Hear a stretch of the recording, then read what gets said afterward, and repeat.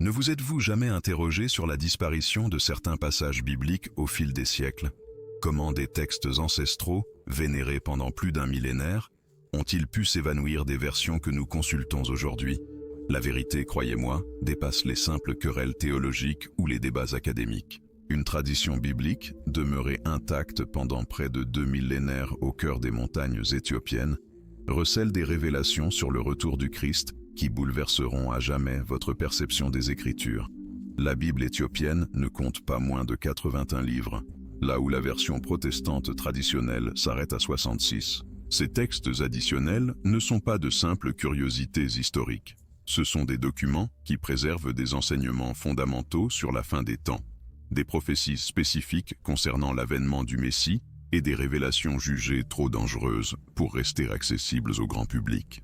Pendant des siècles, les érudits occidentaux ont ignoré ou minimisé l'importance de ces manuscrits, mais des investigations récentes mettent en lumière des vérités qui bousculent des narratifs établis depuis bien trop longtemps.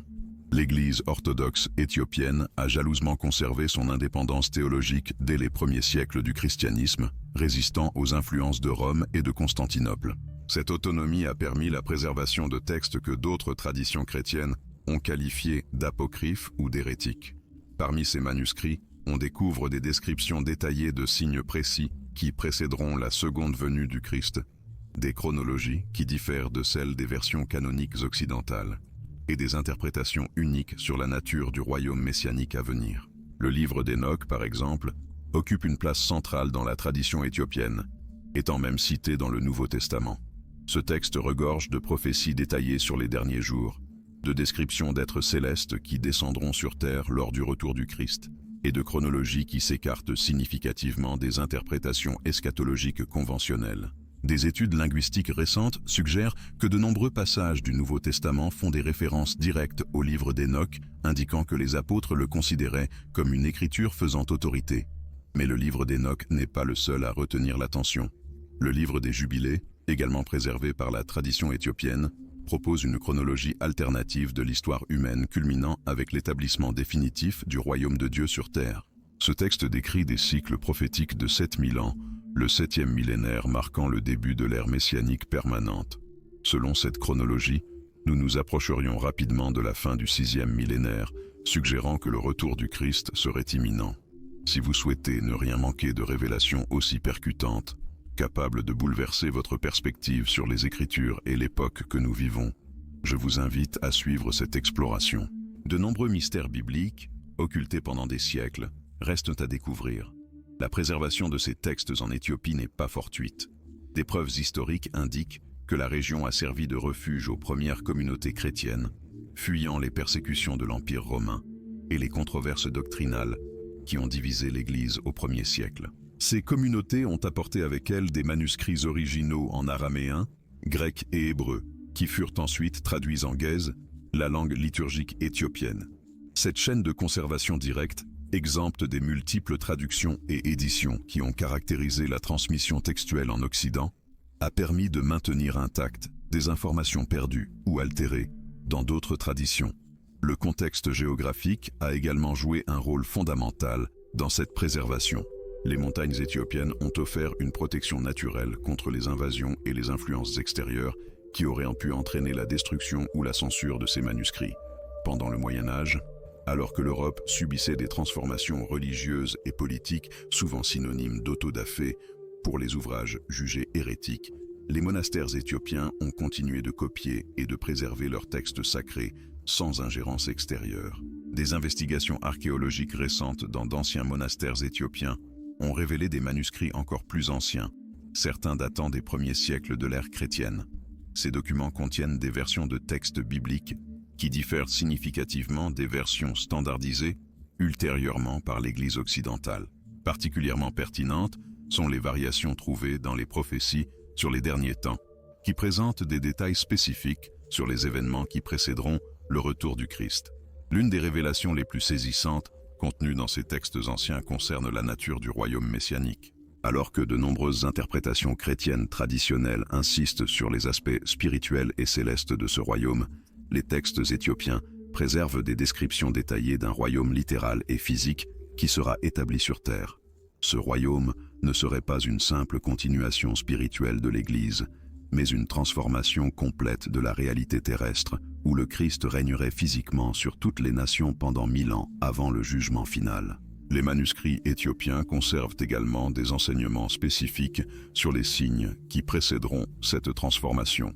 Contrairement aux interprétations vagues souvent rencontrées dans les études eschatologiques contemporaines, ces textes fournissent des descriptions détaillées d'événements astronomiques, de transformations géologiques et de changements sociaux qui serviront d'indicateurs précis de la proximité du retour du Christ. Certains érudits suggèrent que bon nombre de ces signes ont déjà commencé à se manifester à notre époque. Particulièrement intrigante est la préservation de chronologies prophétiques qui ont été supprimées ou altérées dans d'autres traditions bibliques. Le système des jubilés, par exemple, offre une structure temporelle précise pour comprendre quand ces événements finaux se produiront. Selon cette chronologie, basée sur des cycles de 49 ans, nous serions actuellement à la fin d'une ère prophétique majeure, nous approchant rapidement du début de l'ère messianique définitive. La question des vérités occultées nous mène à des découvertes encore plus troublantes sur la manière dont des informations cruciales ont été systématiquement écartées des canons bibliques occidentaux. Des études comparatives entre la Bible éthiopienne et d'autres traditions manuscrites révèlent que des livres entiers ont été délibérément exclus des compilations que nous connaissons aujourd'hui. Le livre d'Enoch, préservé intégralement uniquement dans la tradition éthiopienne, contient des prophéties détaillées sur les derniers jours, jugées trop spécifiques ou controversées pour être incluses dans le canon occidental. Ce livre décrit avec une précision surprenante des événements que de nombreux érudits identifient avec des développements contemporains. Les descriptions de chars célestes et d'êtres lumineux descendant des cieux trouvent des parallèles saisissants avec les récits modernes de phénomènes aériens non identifiés. Plus significatifs encore sont les avertissements concernant une époque où la connaissance se multipliera et les hommes voyageront rapidement d'un lieu à l'autre, caractéristiques qui définissent clairement notre ère technologique actuelle. La préservation de ces textes dans des monastères isolés a permis que des informations sur la véritable nature du retour du Christ restent intactes. Alors que les interprétations traditionnelles présentent souvent cet événement comme une manifestation purement spirituelle, les manuscrits éthiopiens décrivent un retour littéral et physique, accompagné de transformations dramatiques dans la structure même de la réalité terrestre. Le Christ ne reviendrait pas seulement spirituellement dans les cœurs des fidèles, mais établirait physiquement un gouvernement mondial basé sur une justice absolue. Les implications politiques de ces révélations expliquent en partie pourquoi de tels textes ont été marginalisés. Un retour littéral du Christ établissant un royaume terrestre défierait fondamentalement toutes les structures de pouvoir existantes. Aucun gouvernement, aucun empire, aucun système politique ne pourrait coexister avec une théocratie directe menée par le Christ lui-même. Cette perspective représente une menace existentielle pour tout établissement politique ou religieux qui dépend d'une autorité humaine déléguée. Les textes éthiopiens préservent également des enseignements spécifiques sur la préparation nécessaire à cet événement. Contrairement aux interprétations qui n'insistent que sur des aspects spirituels comme le repentir et la foi, ces manuscrits décrivent des préparations pratiques et physiques que les fidèles devront entreprendre. Celles-ci incluent des directives sur l'agriculture durable, l'organisation communautaire et la préservation de connaissances essentielles qui seront nécessaires pendant les périodes de transition précédant l'établissement du royaume. Des investigations linguistiques récentes ont découvert que de nombreuses traductions occidentales de passages eschatologiques ont perdu des nuances critiques présentes dans les originaux. Des mots décrivant la nature du retour du Christ ont été systématiquement spiritualisés, leur ôtant leurs implications littérales et physiques. Par exemple, le terme original pour « royaume » dans les textes araméens et hébreux porte des connotations sans équivoque politiques et gouvernementales, se référant à une structure administrative réelle, et non pas à un simple état spirituel. Cette découverte révèle comment des siècles d'interprétation théologique ont progressivement transformé des prophéties littérales en allégories spirituelles. Le processus n'a pas été accidentel, mais a reflété des pressions politiques et sociales spécifiques. Pendant les périodes où l'Église chrétienne cherchait un accommodement avec les pouvoirs impériaux, les interprétations qui suggéraient un gouvernement divin alternatif devenaient politiquement gênantes. Par conséquent, ces interprétations ont été découragées ou complètement supprimées. La Bible éthiopienne préserve aussi des détails spécifiques sur les événements qui précèdent immédiatement le retour du Christ. Ceci inclut non seulement des signes célestes et des catastrophes naturelles, mais aussi des transformations sociales et technologiques spécifiques. Les textes décrivent une époque où les hommes parleront instantanément à travers de grandes distances, et des images se déplaceront dans les airs vers toutes les nations simultanément. Des descriptions qui correspondent précisément aux technologies de communication contemporaines. Plus impressionnantes encore sont les descriptions d'une époque où la connaissance des secrets de la création sera révélée et les hommes manipuleront l'essence même de la vie. Les érudits identifient ces passages avec les développements récents en génétique, en biotechnologie et en physique quantique. La précision de ces descriptions, écrites il y a plus de 2000 ans, suggère une connaissance prophétique authentique de développements qui ne sont devenus possibles qu'à notre ère. Les manuscrits éthiopiens contiennent également des chronologies détaillées qui permettent de calculer avec précision quand ces événements finaux commenceront. Basés sur le système biblique des jubilés et des semaines prophétiques, ces chronologies suggèrent que nous serions actuellement dans les dernières années de la période qui précède l'établissement du royaume messianique. Certains calculs indiquent que la prochaine décennie sera cruciale pour l'accomplissement de ces prophéties antiques. Particulièrement révélateur est la manière dont ces textes décrivent la résistance que rencontrera le retour du Christ. Contrairement aux interprétations qui suggèrent une acceptation universelle, les manuscrits éthiopiens décrivent une opposition organisée et systématique de la part des structures de pouvoir établies.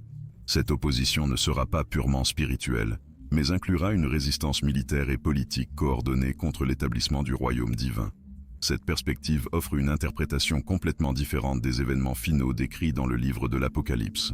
Ce que de nombreuses traditions ont interprété comme des batailles spirituelles abstraites, les textes éthiopiens présentent comme des conflits littéraux entre le royaume établi par le Christ et les systèmes mondiaux qui refusent d'accepter son autorité.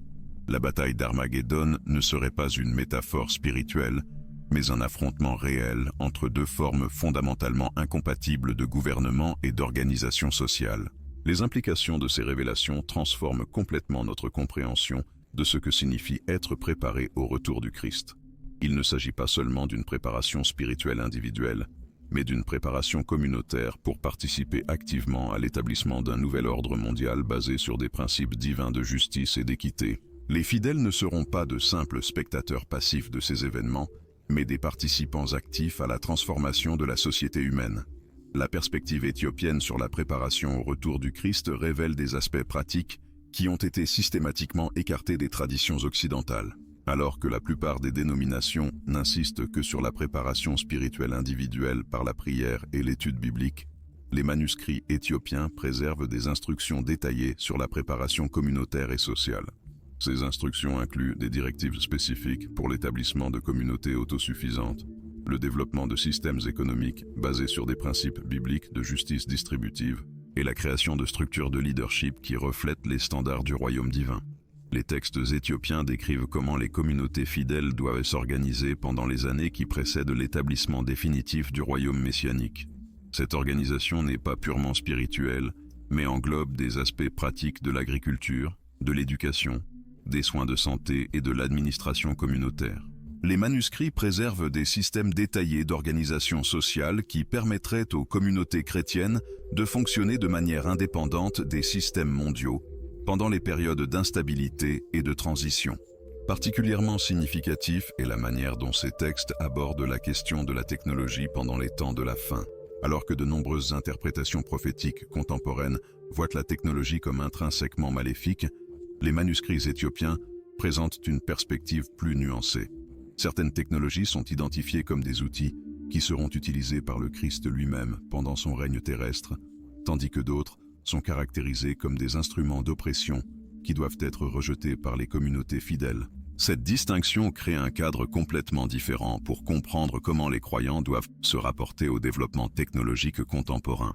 Au lieu d'un rejet total ou d'une acceptation acritique, les textes éthiopiens suggèrent un discernement attentif basé sur des critères spécifiques liés à l'impact de la technologie sur la dignité humaine et l'autonomie communautaire. Les technologies qui favorisent la centralisation du pouvoir et la dépendance sont identifiées comme problématiques, tandis que celles qui renforcent les communautés locales et promeuvent l'autosuffisance sont considérées comme potentiellement bénéfiques.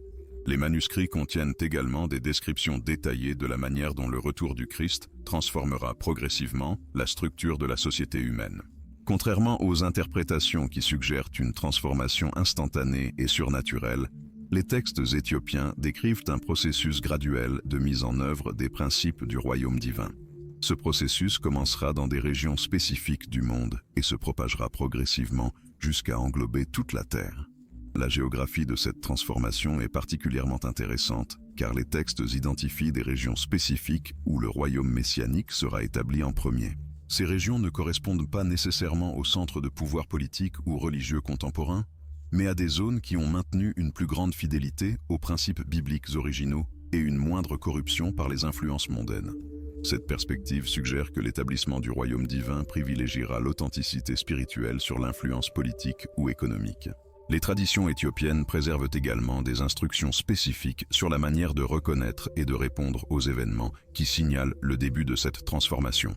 Ces signes incluent non seulement des phénomènes naturels et célestes, mais aussi des changements spécifiques dans les structures sociales et politiques mondiales.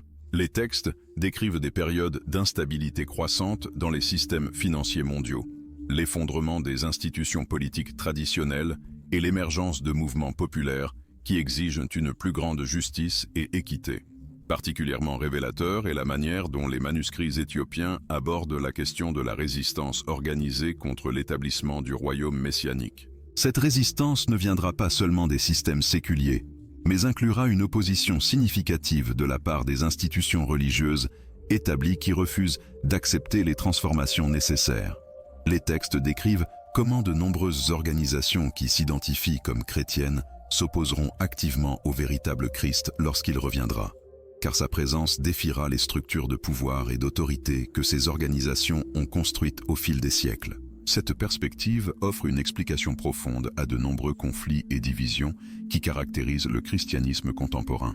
Les tensions entre différentes dénominations et traditions ne sont pas de simples différences théologiques abstraites, mais les reflets d'un conflit fondamental entre ceux qui cherchent véritablement l'établissement du royaume divin et ceux qui cherchent prioritairement à maintenir leur position d'influence et d'autorité au sein des systèmes existants. Les textes éthiopiens préservent également des descriptions spécifiques de la manière dont le retour du Christ affectera les relations internationales et la structure politique mondiale. L'établissement du royaume messianique n'éliminera pas immédiatement toutes les nations et gouvernements existants, mais créera un nouveau cadre de relations basé sur des principes de justice et de mutualité. Les nations qui s'alignent sur ces principes seront progressivement incorporées dans le royaume divin, tandis que celles qui persistent dans des systèmes d'oppression et d'exploitation feront face à un isolement croissant et à une éventuelle transformation forcée. Cette vision géopolitique des temps de la fin contraste dramatiquement avec les interprétations qui n'insistent que sur les dimensions spirituelles ou qui prévoient une destruction totale des systèmes mondiaux. Les manuscrits éthiopiens suggèrent une continuité transformée plutôt qu'une rupture totale, où les meilleures caractéristiques des sociétés humaines sont préservées et purifiées, tandis que les éléments corrompus sont progressivement éliminés. Quel aspect de cette tradition éthiopienne retient le plus votre attention ? La préservation des instructions pratiques pour la préparation communautaire, les descriptions spécifiques de la résistance institutionnelle, ou peut-être les perspectives uniques sur une transformation géopolitique progressive. Votre avis éclaire nos réflexions sur les aspects de ces traditions anciennes qui résonnent le plus profondément chez les chercheurs de vérité contemporains. La question de l'autorité et du leadership pendant la transition vers le royaume messianique représente un autre aspect crucial préservé dans les manuscrits éthiopiens. Ces textes décrivent des systèmes d'autorité qui diffèrent fondamentalement des démocraties modernes, comme des monarchies traditionnelles. Le leadership dans le royaume divin sera basé sur une capacité démontrée à servir et à protéger la communauté, plutôt que sur la popularité politique ou l'hérédité. Les leaders seront choisis par des processus combinant discernement spirituel et évaluation pratique de la compétence et du caractère. Cette structure de leadership, fondée sur le mérite spirituel et la compétence pratique, posera des défis significatifs au système politique contemporain qui dépendent lourdement du charisme personnel, des ressources financières ou des connexions familiales pour déterminer qui accède aux positions de pouvoir. Les manuscrits éthiopiens préservent des descriptions détaillées de la manière dont cette transition d'autorité se déroulera, suggérant qu'il s'agira d'un processus graduel plutôt qu'un changement. La transition sera soudaine et parfois violente. Les figures d'autorité actuelles auront l'occasion de démontrer leur aptitude à continuer de servir sous ces nouveaux paradigmes. Mais ceux qui refuseront d'abandonner les méthodes de gouvernance corrompues ou exploiteuses seront naturellement remplacés par des individus plus alignés sur les principes du royaume divin. Les implications économiques de l'établissement du royaume messianique, telles que préservées dans la tradition éthiopienne, offrent des perspectives révolutionnaires sur la manière dont les sociétés futures organiseront la production, la distribution et la consommation des ressources. Les textes décrivent des systèmes économiques qui éradiquent à la fois la pauvreté extrême et la concentration excessive de richesses, créant des structures où les besoins fondamentaux de tous les membres de la communauté sont garantis, tout en maintenant des incitations à la créativité et à la productivité. Cet équilibre délicat sera atteint par des principes qui transcendent tant le capitalisme pur que le socialisme d'État, intégrant des éléments des deux systèmes tout en évitant leurs carences caractéristiques. La question de la propriété privée versus la propriété communautaire est traitée avec nuance dans les manuscrits éthiopiens. Plutôt que d'abolir complètement la propriété individuelle, le royaume messianique établira des limites à l'accumulation de richesses ou de biens par toute personne, tout en garantissant que chacun ait un accès suffisant aux ressources pour vivre dignement et poursuivre ses desseins divins. Cette approche reconnaît que certains individus possèdent des capacités et des responsabilités qui nécessitent un accès à des ressources plus importantes, mais elle prévient l'exploitation systématique qui caractérise de nombreux systèmes économiques contemporains. Les textes préservent également des descriptions spécifiques sur la manière dont la technologie sera intégrée dans le royaume divin, de façon à servir l'humanité plutôt qu'à la dominer. La tradition éthiopienne suggère que les avancées technologiques se poursuivront durant le royaume messianique, mais elles seront prioritairement orientées vers l'élimination de la souffrance inutile, la facilitation de la communication et de l'éducation, et la possibilité pour les individus de consacrer plus de temps aux quêtes spirituelles et créatives.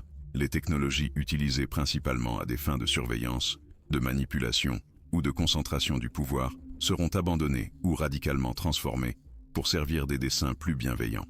Cette vision de l'intégration technologique offre un espoir à ceux qui s'inquiètent des orientations actuelles du développement technologique, notamment dans des domaines tels que l'intelligence artificielle, la biotechnologie et les systèmes de communication numérique. Les manuscrits éthiopiens suggèrent que ces outils puissants ne sont pas intrinsèquement problématiques, mais que leur utilisation actuelle reflète les priorités déformées de systèmes sociaux qui privilégient le profit et le contrôle au détriment du bien-être humain et de la croissance spirituelle. La transformation de l'éducation durant le royaume messianique représente un autre aspect fascinant préservé dans la tradition éthiopienne. Les textes décrivent des systèmes éducatifs qui intègrent le savoir pratique au développement spirituel, éliminant la séparation artificielle entre l'apprentissage séculier et la formation religieuse qui caractérise de nombreuses sociétés contemporaines.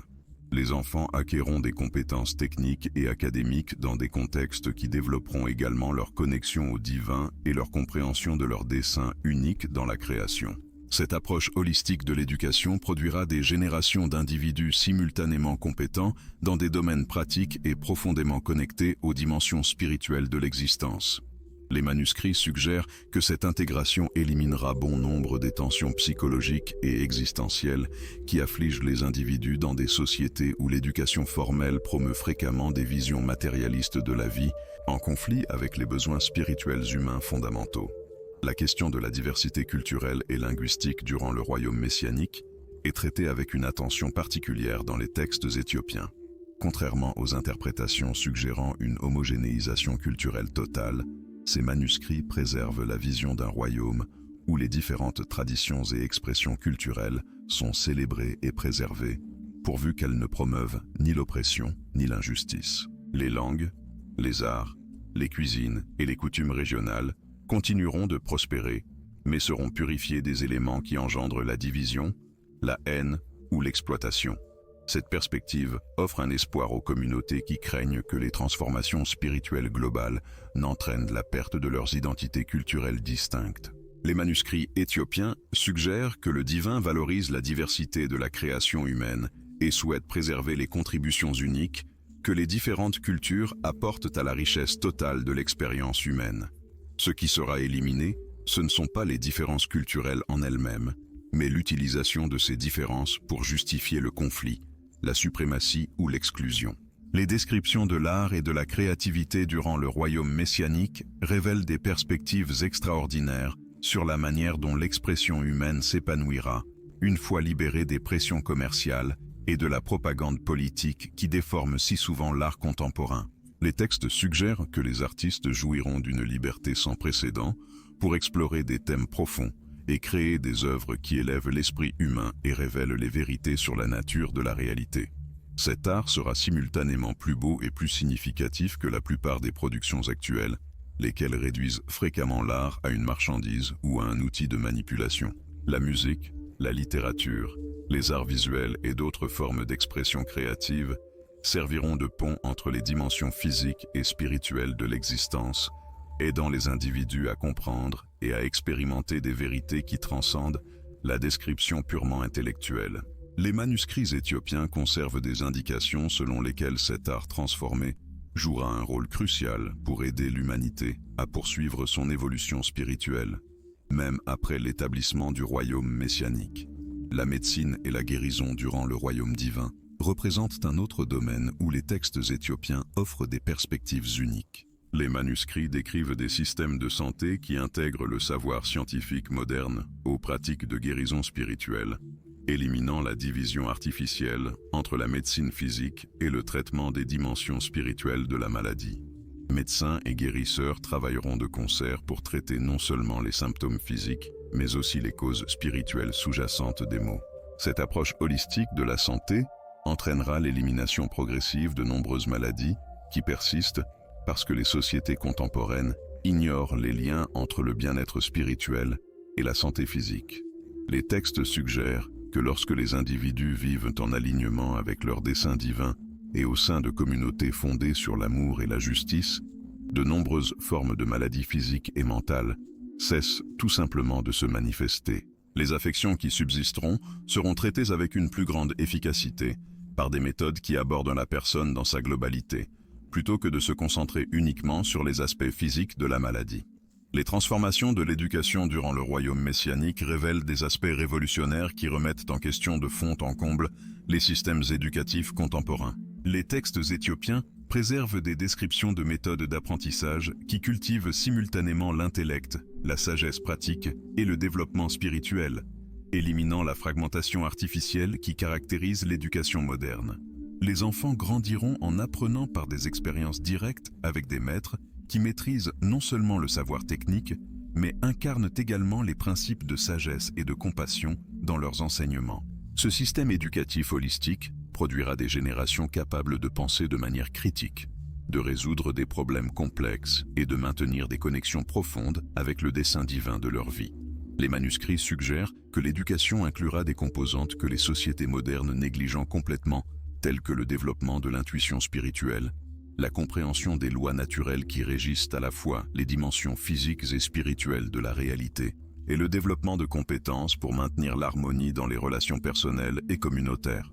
Les structures familiales durant le royaume messianique présenteront des transformations qui renforceront les liens entre les générations tout en éliminant les schémas dysfonctionnels qui perpétuent les traumatismes à travers les lignées familiales.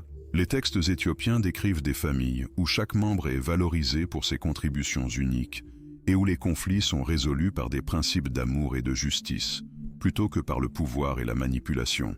Les parents recevront une guidance divine pour élever leurs enfants de manière à nourrir leurs dons naturels, sans imposer d'attentes limitatives, basées sur des traditions culturelles restrictives ou des ambitions parentales non réalisées. Les enfants grandiront dans des environnements où ils sont simultanément protégés des influences néfastes et préparés à assumer des responsabilités croissantes à mesure qu'ils mûrissent. Les manuscrits suggèrent que ces familles transformées serviront de fondation stable pour des communautés plus vastes, créant des réseaux de soutien qui s'étendront bien au-delà des noyaux familiaux traditionnels pour inclure des connexions spirituelles profondes avec d'autres familles, partageant des engagements similaires envers les principes divins. La justice sociale et les systèmes juridiques du royaume messianique représentent peut-être les changements les plus radicaux décrits dans les textes éthiopiens. Les manuscrits préserve la vision de société où les lois sont fondées sur des principes d'amour, de miséricorde et de restauration, plutôt que de punition et de rétribution.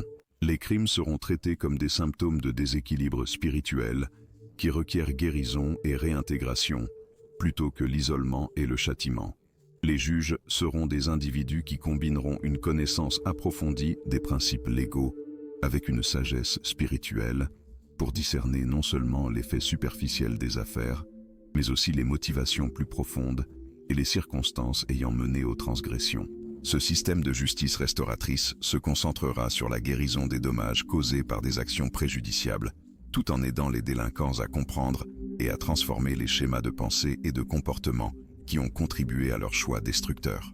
Les textes suggèrent que cette approche entraînera des réductions spectaculaires de la criminalité, car elle traitera les causes fondamentales plutôt que de se contenter de gérer les symptômes superficiels de problèmes sociaux plus profonds. Le travail et la productivité durant le royaume messianique connaîtront des transformations qui élimineront l'exploitation du travail tout en maximisant l'épanouissement personnel par des contributions significatives au bien commun. Les manuscrits éthiopiens décrivent des systèmes économiques où les individus exerceront des occupations en accord avec leurs dons naturels et leurs passions véritables, éliminant le besoin d'emploi qui n'existe que pour soutenir des structures économiques dysfonctionnelles. La durée du travail sera réduite car la technologie sera employée pour éliminer les tâches répétitives et dégradantes, plutôt que pour maximiser les profits d'une petite élite. Les travailleurs disposeront d'un temps suffisant pour le développement personnel, les relations familiales et les activités créatives qui enrichissent leur vie au-delà des obligations professionnelles. Les textes suggèrent que cette intégration du travail et du dessin personnel se traduira par des niveaux de productivité et d'innovation qui dépasseront tout ce qui a été atteint sous des systèmes traitant les travailleurs comme des ressources jetables. Lorsque les gens travaillent par amour de ce qu'ils font et par engagement à contribuer au bien commun, leur créativité et leur énergie sont libérées d'une manière qui profite à toute la société. Les récentes découvertes archéologiques dans diverses régions d'Éthiopie ont révélé des preuves physiques qui corroborent de nombreuses descriptions préservées dans les manuscrits anciens concernant les préparatifs de transformation globale. Des fouilles ont mis au jour des structures architecturales qui intègrent des principes de conception mentionnés dans les textes comme étant appropriés pour les communautés appelées à fonctionner durant le royaume messianique. Ces constructions antiques démontrent une connaissance sophistiquée de la manière de créer des espaces qui facilitent à la fois les besoins pratiques et le développement spirituel de leurs habitants. Les sites archéologiques comprennent des systèmes complexes d'irrigation et d'agriculture qui suggèrent que les civilisations antiques d'Éthiopie possédaient des savoirs avancés sur la durabilité environnementale, lesquels pourraient être appliqués lors de futures transformations. Les spécialistes étudiant ces trouvailles observent que les technologies préservées dans ces sites anciens dépassent fréquemment les capacités de nombreuses sociétés contemporaines en termes d'efficacité, de durabilité et d'impact environnemental minimal. Cette preuve archéologique offre une base tangible pour croire que les descriptions des manuscrits éthiopiens concernant les sociétés transformées ne sont pas des fantaisies utopiques, mais des plans fondés sur un savoir pratique éprouvé à travers l'histoire. Les modèles climatiques et environnementaux durant le royaume messianique représentent un autre aspect où les textes éthiopiens offrent des perspectives uniques sur la manière dont la planète Terre sera restaurée à des conditions qui soutiennent toute vie de manière abondante. Les manuscrits décrivent une inversion des dommages environnementaux par des méthodes combinant intervention divine et participation humaine responsables au processus de guérison planétaire. Les déserts fleuriront, les océans seront nettoyés de la pollution et l'atmosphère sera purifiée des contaminants qui menacent actuellement la santé de tous les êtres vivants. Cette restauration environnementale ne sera pas imposée de l'extérieur, mais émergera naturellement à mesure que les sociétés humaines adopteront des pratiques qui œuvrent en harmonie avec les systèmes naturels, plutôt que de les exploiter pour un gain à court terme. Les textes suggèrent que lorsque l'humanité alignera ses activités sur les principes divins d'une gestion responsable, la planète répondra en régénérant sa capacité à soutenir une vie abondante pour toutes les espèces. Les changements climatiques seront stabilisés par des méthodes qui restaurent les équilibres naturels au lieu de tenter de contrôler les systèmes naturels par des technologies qui créent fréquemment des problèmes additionnels involontaires. Vous venez de découvrir des vérités délibérément occultées pendant des siècles. concernant l'un des événements les plus significatifs de l'histoire humaine. Les manuscrits éthiopiens préservent des révélations sur le retour du Christ qui diffèrent radicalement des interprétations ayant dominé la pensée chrétienne occidentale pendant plus de 1000 ans.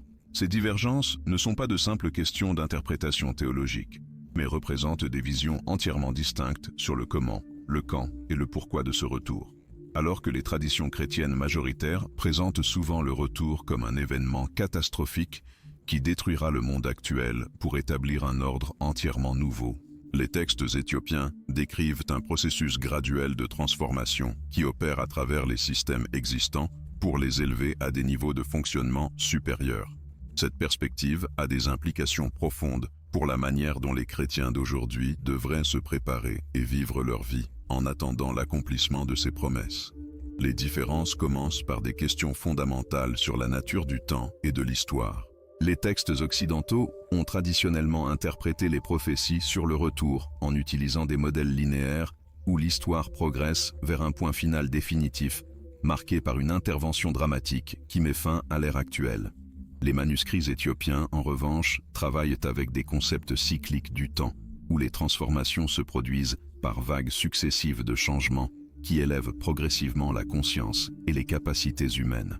Selon cette perspective, ce que les Occidentaux appellent la seconde venue représente en réalité l'aboutissement d'un long processus de préparation spirituelle qui a déjà commencé et continue de se déployer à travers des générations successives de chercheurs dévoués. Cette approche éthiopienne met un accent bien plus marqué sur la responsabilité humaine pour faciliter les conditions qui rendront le retour possible et effectif. Plutôt que d'attendre passivement une intervention externe qui résoudra tous les problèmes automatiquement, les textes enseignent que les fidèles doivent participer activement à la création de communautés et de sociétés qui reflètent les principes du royaume à venir. Cela signifie que le travail de préparation au retour n'est pas principalement une question de purification personnelle individuelle, mais implique une transformation collective des structures sociales, économiques et politiques qui entravent actuellement le plein épanouissement du potentiel humain. Les manuscrits décrivent ce travail préparatoire comme une partie essentielle du retour lui-même, non pas simplement comme un antécédent nécessaire qui doit être achevé avant que l'événement principal ne puisse se produire. Les implications pratiques de cette perspective sont révolutionnaires pour les chrétiens contemporains qui ont été instruits à se concentrer principalement sur le salut personnel et la vie après la mort. Les textes éthiopiens suggèrent qu'une véritable fidélité chrétienne requiert un engagement actif envers les problèmes sociaux et environnementaux du monde actuel, comme une expression de l'amour divin qui cherche à restaurer toute la création à un état d'harmonie et d'abondance. Cela ne représente pas un abandon des préoccupations spirituelles en faveur de l'activisme social, mais la reconnaissance que la séparation artificielle entre le spirituel et le matériel est l'une des distorsions qui doit être surmontée pour que le royaume de Dieu puisse se manifester pleinement sur terre. Par conséquent, les chrétiens qui prennent au sérieux ces enseignements éthiopiens se trouvent appelés à des styles de vie qui intègrent la prière et la contemplation au travail pour la justice sociale, la protection de l'environnement et la construction de communautés économiques basées sur la coopération plutôt que sur la concurrence exploiteuse. Si vous commencez à percevoir comment ces révélations pourraient transformer complètement votre compréhension du christianisme et votre rôle en tant que disciple du Christ, assurez-vous de vous abonner à cette chaîne et d'activer la cloche de notification, car nous continuerons d'explorer ces découvertes transformatrices dans de futures vidéos. Il y a bien plus à découvrir sur la manière dont ces manuscrits anciens peuvent éclairer les chemins d'une vie chrétienne plus authentique et efficace dans le monde contemporain. La chronologie du retour présentée dans les textes éthiopiens défie également les présuppositions dominantes sur le quand et le comment de ces événements. Les interprétations occidentales traditionnelles se concentrent souvent sur des tentatives de calculer des dates spécifiques ou d'identifier des signes qui indiqueraient la proximité imminente de la seconde venue. Les manuscrits éthiopiens suggèrent que cette approche représente une mécompréhension fondamentale de la nature du temps prophétique et du processus divin de transformation mondiale. Plutôt qu'un événement unique se déroulant à un moment précis, les textes décrivent une série d'éveils graduels qui se produisent à mesure que les conditions spirituelles et sociales mûrissent pour accueillir des niveaux plus élevés de présence divine. Chaque génération de chercheurs dévoués contribue à cette maturation par son travail de purification personnelle et de transformation sociale, créant les fondations sur lesquelles les générations futures pourront bâtir des structures encore plus raffinées de vie communautaire basées sur les principes divins. Selon cette perspective, demander quand le Christ reviendra est une question mal formulée, car le processus de retour est déjà en cours et continuera de se déployer tant qu'il y aura des personnes désireuses de consacrer leur vie à faciliter la manifestation croissante de l'amour divin dans le monde. Cette compréhension processuelle du retour a des implications profondes pour la manière dont les chrétiens interprètent la souffrance et les défis du monde actuel. Au lieu de voir les problèmes contemporains comme des signes que le monde se détériore rapidement vers une fin catastrophique, la perspective éthiopienne suggère que les difficultés actuelles représentent les douleurs de l'enfantement d'une nouvelle ère qui naît à travers l'histoire humaine. Les guerres, les injustices sociales, la dégradation environnementale et d'autres problèmes sont interprétés comme des manifestations de la résistance d'anciennes forces qui s'opposent à la transformation, mais aussi comme des opportunités pour les individus. Les dévots peuvent ainsi démontrer le pouvoir transformateur de l'amour divin par des réponses créatives et empreintes de compassion face à ces défis. Les textes enseignent que chaque acte de pardon sincère, chaque effort pour bâtir des systèmes économiques plus équitables, chaque projet de restauration environnementale et chaque communauté fonctionnant sur la coopération plutôt que sur la domination contribuent au processus continu de retour, en établissant une présence plus forte des principes divins dans les affaires humaines. Cette perspective offre un socle pour une espérance active, motivant un engagement soutenu dans le travail de transformation sociale, même lorsque le progrès semble lent et les obstacles insurmontables. Ces manuscrits préservent également des enseignements uniques sur le rôle des femmes dans la préparation et la facilitation de ce retour, des enseignements largement supprimés ou déformés par les traditions chrétiennes qui se sont développées sous l'influence de cultures patriarcales. Les textes éthiopiens décrivent une complémentarité essentielle entre les énergies masculines et féminines dans l'œuvre de transformation mondiale, suggérant que les tentatives d'établir des hiérarchies de genre représentent l'une des distorsions fondamentales qui doivent être guéries avant que le royaume de Dieu ne puisse se manifester pleinement. Les femmes y sont présentées non seulement comme des récipiendaires passifs de la grâce divine, mais comme des collaboratrices actives, dont les perspectives uniques et les capacités spirituelles sont essentielles au succès de cette mission transformatrice. Cette inclusion des voix et des leaderships féminins ne constitue pas une concession aux pressions culturelles modernes, mais la restauration d'équilibres originels, manifeste dans les premières communautés chrétiennes, avant qu'ils ne soient altérés par l'adaptation aux structures sociales patriarcales des cultures environnantes. Les textes suggèrent que le rétablissement de ces équilibres de genre est un prérequis indispensable pour que les communautés chrétiennes puissent fonctionner comme de véritables semences du royaume à venir. Partagez en commentaire votre vision sur la manière dont ces perspectives éthiopiennes concernant le rôle des femmes dans le christianisme primitif pourraient transformer nos communautés de foi contemporaines. Nous sommes impatients de lire vos réflexions sur ces enseignements, préservés pendant des siècles au sein de traditions qui ont su maintenir des connexions plus profondes avec les racines africaines et moyen-orientales du christianisme.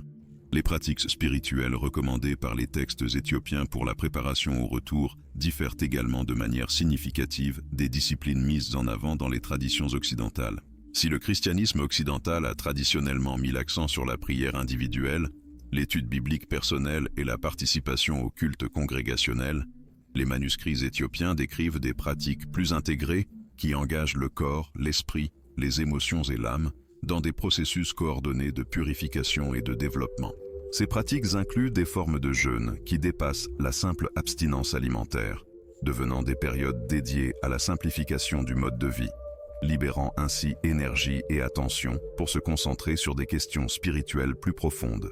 Les textes décrivent des techniques de méditation combinant la répétition de prières sacrées avec des postures corporelles spécifiques et des exercices respiratoires, facilitant des états de conscience élevés où les pratiquants peuvent recevoir des aperçus directs de la volonté divine pour leur vie et leur communauté.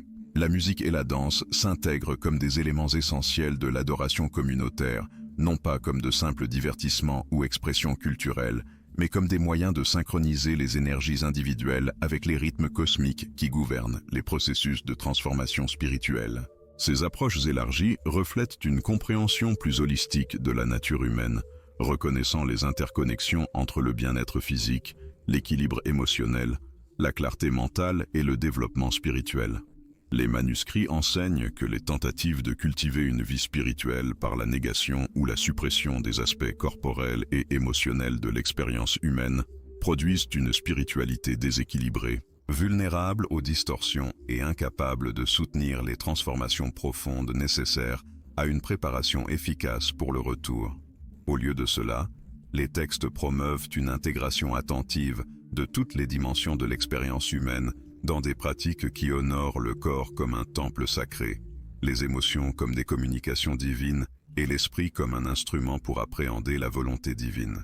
Cette approche intégrée forme des pratiquants capables de maintenir équilibre et efficacité, même face aux défis intenses du travail de transformation sociale, car ils ont développé des ressources intérieures qui nourrissent et soutiennent leurs efforts, allant au-delà de la seule force de volonté ou de la discipline purement mentale. Les implications économiques des enseignements éthiopiens sur le retour représentent un autre aspect où ces textes offrent des alternatives radicales aux présupposés dominant le christianisme traditionnel, comme la société séculière. Les manuscrits décrivent une économie du royaume fonctionnant selon les principes de l'abondance partagée plutôt que de la rareté compétitive, où la valeur se mesure à la contribution au bien-être collectif plutôt qu'à l'accumulation individuelle de richesses. Cette économie transformée n'émergerait pas d'une imposition externe de réglementation gouvernementale, mais d'un changement volontaire du cœur et de la perspective qui amènerait les individus à préférer naturellement la coopération à la compétition comme moyen d'organiser les activités productives.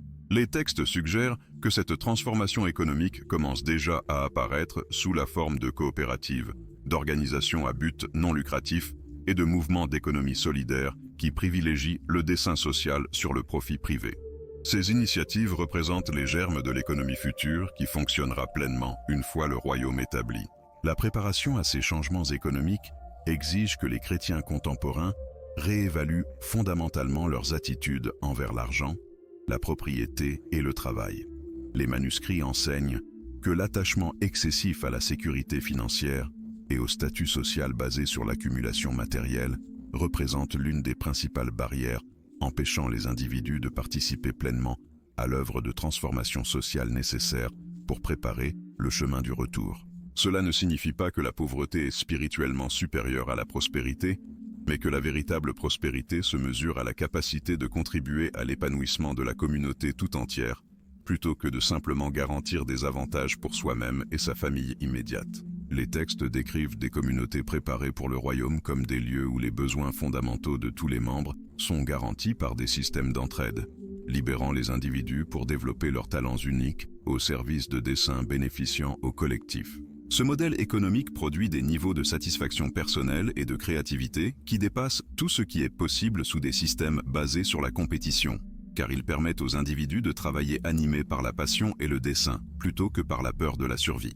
Mais comment, précisément, ces transformations économiques radicales pourraient-elles se manifester dans des sociétés contemporaines structurées selon des principes compétitifs et individualistes? Les textes éthiopiens suggèrent que les changements commencent à petite échelle par des expérimentations communautaires qui démontrent la viabilité des alternatives, influençant progressivement des structures plus larges à mesure que les exemples réussis inspirent d'autres à adopter des approches similaires. Les dimensions géopolitiques du retour, décrites dans les manuscrits éthiopiens, défient également les interprétations occidentales traditionnelles qui se concentrent souvent sur l'Israël moderne ou l'Europe, comme centre géographique où les événements prophétiques se dérouleront. Les textes préservent des perspectives plaçant l'Afrique au cœur des développements menant à l'établissement plein du royaume messianique sur terre. Cette centralité africaine ne représente pas un chauvinisme ethnique ou géographique, mais la reconnaissance que le continent africain possède des ressources spirituelles, culturelles et naturelles uniques, qui seront essentielles pour la pérennité d'une civilisation transformée, fonctionnant selon des principes divins.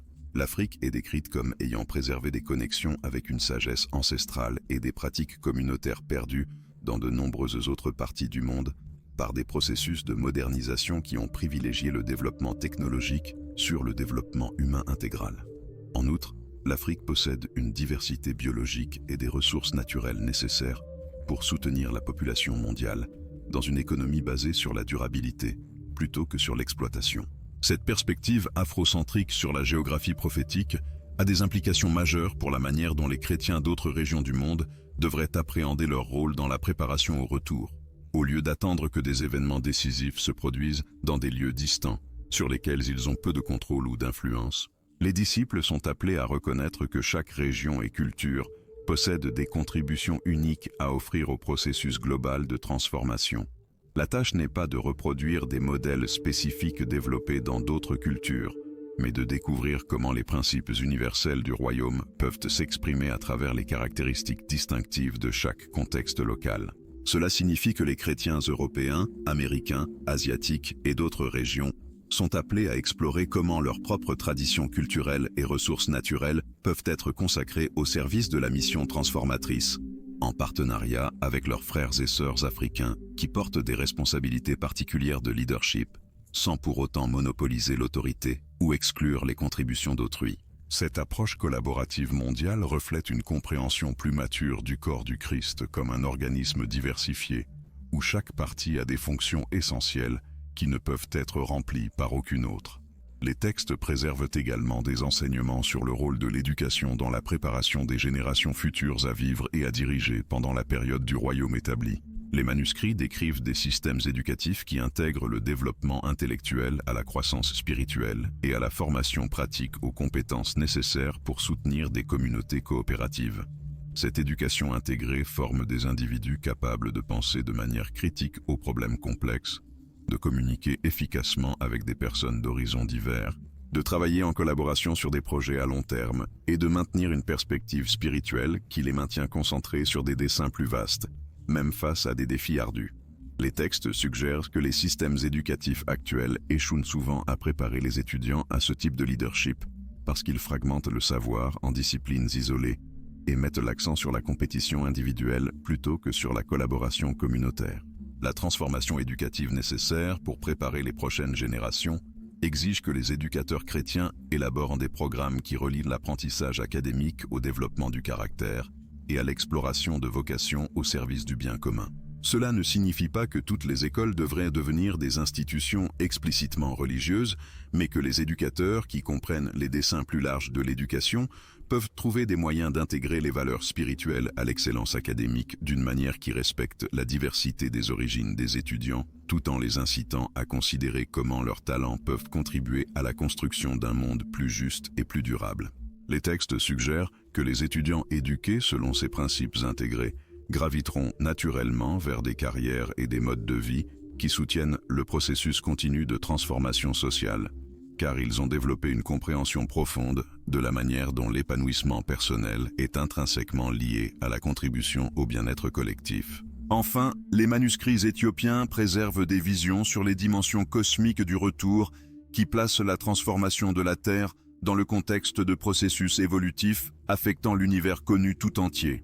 Les textes décrivent comment les changements qui se produiront lors de l'établissement du royaume sur Terre font partie d'un alignement cosmique plus vaste des énergies qui facilitera des sauts évolutifs similaires sur d'autres planètes et systèmes stellaires habités par des êtres conscients. Cette perspective cosmique ne diminue pas l'importance de la transformation terrestre, mais la situe dans un cadre qui reconnaît les interconnexions entre tous les aspects de la création et les responsabilités que les êtres humains portent en tant que participants conscients à des processus évolutifs qui dépassent tout ce qu'ils peuvent comprendre pleinement. Les textes suggèrent que les humains qui se consacrent fidèlement au travail de transformation sociale et spirituelle sur Terre contribuent simultanément aux bénéfices d'innombrables autres êtres à travers le cosmos qui sont affectés par la qualité de conscience et d'amour manifestée par les actions terrestres. Cette dimension cosmique offre une source supplémentaire de motivation et d'espérance pour ceux qui se sentent parfois découragés par la lenteur du progrès ou l'ampleur des défis rencontrés en tentant de bâtir des communautés et des sociétés fondées sur des principes divins.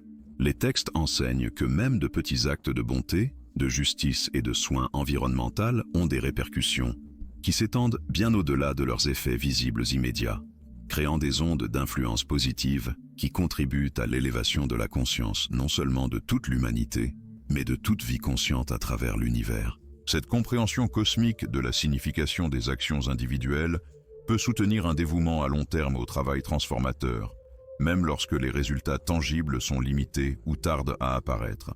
Ceux qui portent cette perspective sont capables de maintenir l'espoir et la détermination à travers les périodes difficiles parce qu'ils comprennent qu'ils participent à un processus de signification cosmique qui aboutira finalement à la transformation complète de toutes les conditions qui limitent actuellement le plein épanouissement du potentiel créatif dans l'univers entier.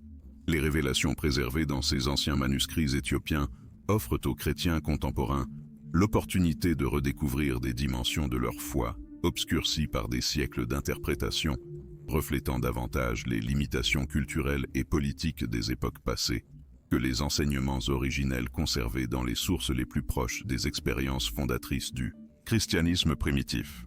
Accepter ces enseignements ne requiert pas le rejet de tout ce qui a été développé dans les traditions occidentales, mais plutôt une intégration minutieuse des éclairages de diverses traditions chrétiennes dans une synthèse plus complète, qui honore à la fois la diversité des perspectives et l'unité fondamentale du dessein, qui unit tous les véritables disciples du Christ à travers les cultures et les siècles. Cette synthèse élargie offre un socle pour une espérance active et un engagement transformateur, capable de soutenir les communautés de foi à travers les défis et les opportunités qui caractériseront les décennies à venir, alors que le monde poursuit son chemin vers l'accomplissement des promesses préservées dans ces précieuses écritures. Enfin accessible à un public plus large, après être resté caché si longtemps. L'invitation est lancée à chaque individu qui prend connaissance de ces révélations. Répondra-t-il avec ouverture et dévouement au travail préparatoire qui permettra aux prochaines générations d'expérimenter les réalités du royaume, promises depuis le commencement, mais qui commencent seulement maintenant à se manifester par les efforts coordonnés de personnes du monde entier qui ont choisi de dédier leur vie à ce dessein suprême de transformation planétaire, guidé par l'amour divin.